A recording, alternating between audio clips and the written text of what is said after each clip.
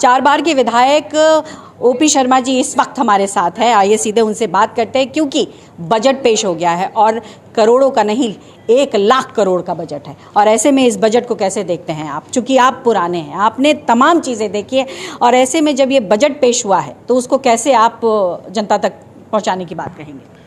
देखिए, ये दिल्ली में एक ऐतिहासिक बजट है, एक आमूल चूल परिवर्तन का बजट है। मैं दिल्ली की मुख्यमंत्री श्रीमती रेखा गुप्ता जी को बधाई देना चाहता हूं कि उनके नेतृत्व में 12 साल के बाद दिल्ली में जो मिसमैनेजमेंट हुआ है उसकी पूर्ति के लिए 1 लाख करोड़ का ये बजट पेश किया गया है।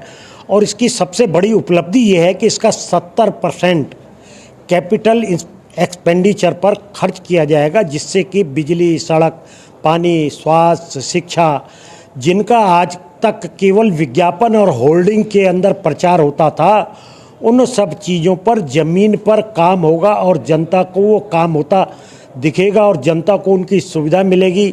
पीने का स्वच्छ पानी मिलेगा, सड़क गड्ढा मुक्त होगी, बिजली की दरों में बढ़ोतरी नहीं होगी, अस्पतालों में दवाई मिलेगी, अस्पताल में फैकल्टी होगी। अस्पताल के अलावा वही एजुकेशन के अंदर जो आज ढिंढोरा पीटते थे, स्कूल बंद हैं, स्कूलों के बुरे हाल हैं, उनमें भ्रष्टाचार हैं, आबकारी में पैसे खा गए, इन सब को दरकिनार करते हुए सभी भ्रष्टाचार मुक्त सरकार अपना रेवेन्यू जो जनरेट करेगी वो जनता की ज़रूरतमंद जनता के हित में लगाएगी। और दिल्ली की जनता को भारतीय जनता पार्टी ने जो संकल्प पत्र हमारा है उसको एक समय सीमा में हम पूरा करेंगे और दिल्ली की जनता को, जमुना माई को भी हम निर्मल करेंगे, जिसमें हमारी तो सर तमाम बातें कही गई हैं, लेकिन सवाल 2 है।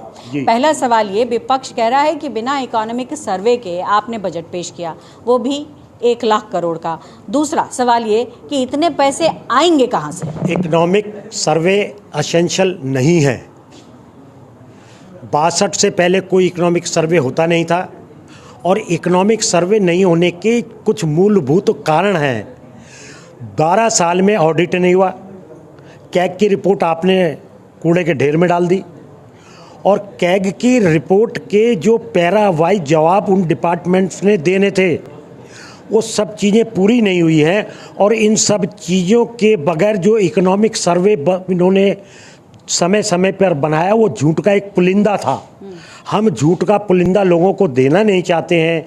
जब तक पिछले 12 साल का ऑडिट, कैग रिपोर्ट के पैरा वाइज जवाब, वो सब चीज़ें आने के बाद ही सही रूप में इकोनॉमिक सर्वे बनता है और उसकी वजह से बजट को डिले नहीं किया जा सकता है। ठीक है, इसलिए ये कार्य किया। पैसा आएगा कहाँ से? पैसे का जहाँ तक आने का सवाल है, जब हम भ्रष्टाचार को रोकेंगे, जब उनके पास लाखों करोड़ रुपया न्यूयॉर्क टाइम्स से लेके पूरे हिंदुस्तान के अखबार और टीवी के अंदर जो आपके टीवी चैनलों को रिश्वत देने का वो काम करते थे, उसको हम रोकेंगे। जो आबकारी में जो शराब के दलालों तक जो पैसा जाता था उसको रोकेंगे। 3 लाख का कमरा 33 लाख में बनता था, उसको रोकेंगे। जब हम इन सब चीज़ों को रोकेंगे तो हमारे पास ना केवल पैसा आएगा बल्कि सरप्लस पैसा आएगा और हम दिल्ली की जनता की आकांक्षाओं को पूरा करेंगे। बहुत बहुत शुक्रिया न्यूज़ 24 से बात करने के लिए। स्पष्ट तौर पर इन्होंने ये कहा है कि जो बजट पेश किया गया है उसको लेकर ज़रूर विपक्ष सवाल उठा रहा है, लेकिन उन तमाम बातों का जवाब इस वक्त बीजेपी के पास है और ये साफ कह रही है कि आने वाले समय में तमाम वादे पूरे होंगे। कैमरा पर्सन हरविंदर ढिल्लन के साथ पल्लवी झा, दिल्ली न्यूज़ 24।